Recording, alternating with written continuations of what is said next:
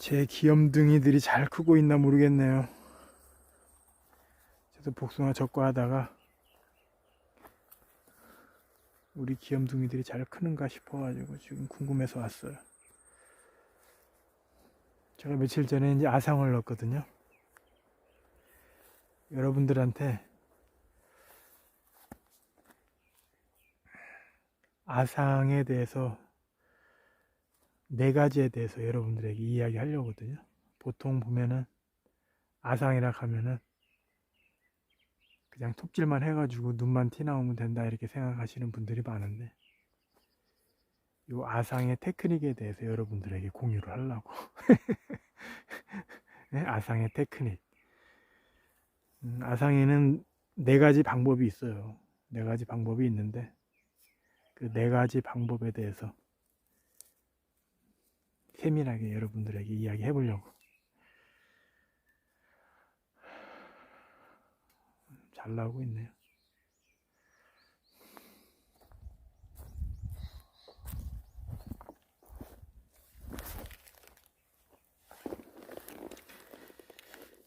제가 그림은 못 그리지만 한번 제가 그려볼게요.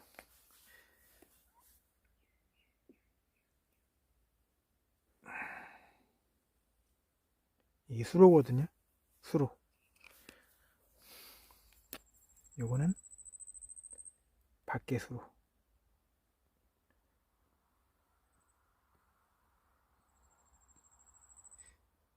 이해를 돕기 위해서 이야기하는 거예요. 아상의 원리에 대해서. 오옥신이며 지베린이며 뭐 그런 거 잘 모르거든요. 한강이나 항상 물의 흐름밖에 몰라요. 물의 흐름으로 이야기하는 게 여러분들에게 더 현실적으로 빠르게 다가오니까 이해하기 쉬운 방법으로 여러분들에게 이야기 전달하는 거예요. 여러분들 집수정 보면은 집수정에 보면은 맨홀 집어넣는 박스가 있잖아요. 그 맨홀 집어넣는 박스에는 그 맨홀에 관을 집어넣기 위해서 공구리 두께가 틀려요. 메인 관은 두껍게 되어 있는데 이 관을 집어넣는 부분은 공구리를 얇게 해놨거든. 왜 그러냐면은 거기를 깨가지고 관을 집어넣어야 되기 때문에. 그러면은 아상이라는 원리는 뭐냐면은 기본적으로 나무가 이렇게 있잖아요. 나무가 이렇게 있으면은 이 나무에게 눈이 있단 말이에요. 눈이 막 형성돼 있어 이렇게. 어휴, 막 사방으로 이렇게 눈이 막 형성이 돼 있는데, 아상이라는 거는 뭐냐면은 사람이 인위적으로 그 물의 흐름을 방해하기 위해서 이렇게 칼집을 넣는 거죠. 이렇게. 그렇죠? 칼집을 넣어. 그래가지고 물의 흐름을 막아. 그러면 눈이 이렇게 있잖아요. 눈이 이렇게 있단 말이에요. 그러면은 이 위쪽에다가 톱으로 그리든 칼로 그리든 이렇게 거. 그러면은 물이 위로 흐르다가 이 칼집을 냈기 때문에 물이 막히는 거예요. 그래서 이 눈을 깨우는 원리예요. 근데 왜 제가 수로를 이렇게 했냐면은 이 수로가 이게 얇은 부분은 물이 이쪽으로 이렇게 관을 집어넣어야 되는 부분이거든요.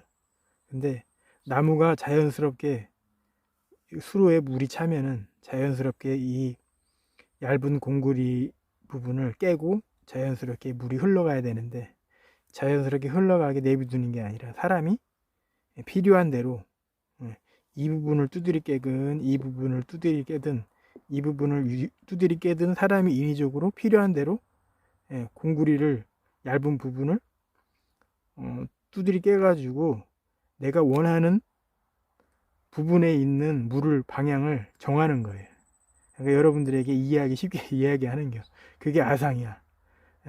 그냥 물이 차면은 수로에 물이 차면은 자연스럽게 이 수로에 있는 얇은 공구리가 깨져가지고 알아서 이렇게 분배가 돼야 되는데, 그렇게 하지 않고 사람이 인위적으로 내가 필요한 부분을 갖다가 두드리 깨가지고 물을 갖다가 방향을 잡는 거지. 여러분들에게 아상의 원리를 편하게 이해하기 쉽게 이야기하기 위해서 지금 얘기하는 거예요.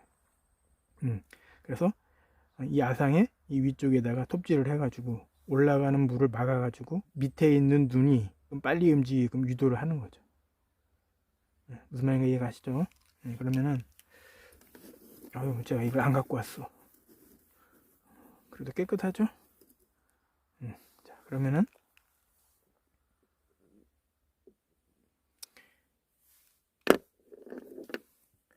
이렇게 눈이 있다는 얘기예요.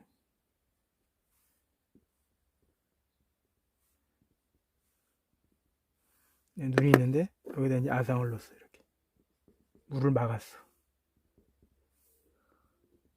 물을 막으면은 이게 물을 막는, 보통 아상을 늘어가면은 3월 말 4월 초 정도에 아상을 늘어가잖아요. 그러면은 3월 말 4월 초면은 눈이 나와 있는 게 아니라 이제 눈이 움직이기 시작하는 시점이란 말이죠. 물이 올라가지고.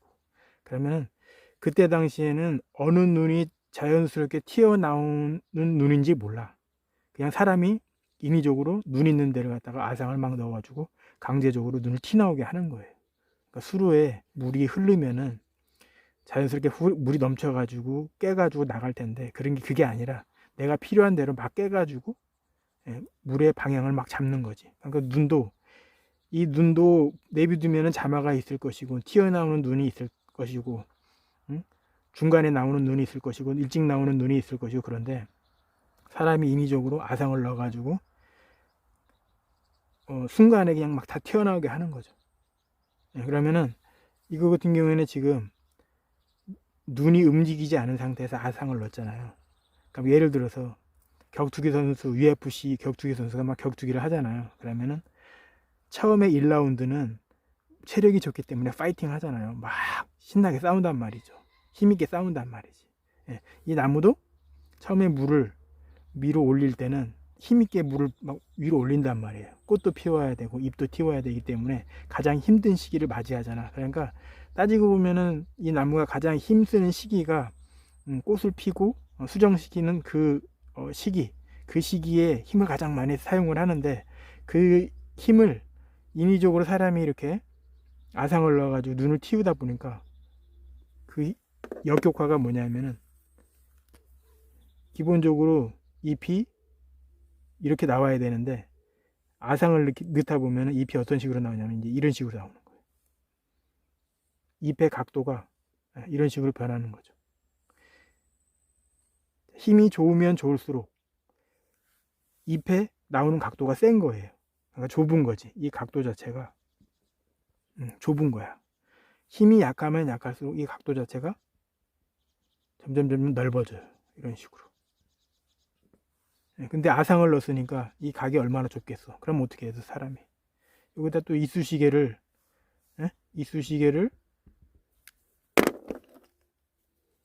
꽂아가지고 각을 잡아준다든지, 줄을 걸어가지고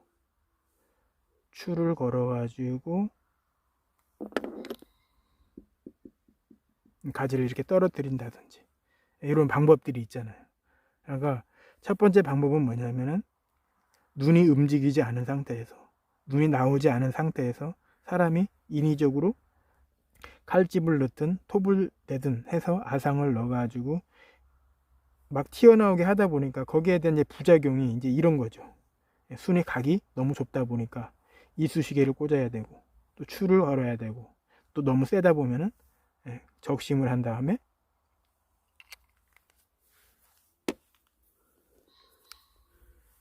다시 또 줄을 달아야 되고, 그러면 이제 이런 식으로 유인이 되겠죠. 이렇게 적심을 한 다음에 줄을 달아야 되고, 이제 이런 일반적인 여러분들이 알고 있는 이제 아상의 방법인 거지.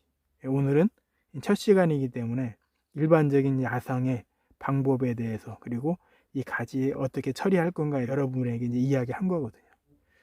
이제 다음 시간에는 또 다른 방법, 그 다음 시간에는 또 다른 방법, 그 아상에 대한 네 가지 방법에 대해서 다음 시간에 또 얘기해 줄게요.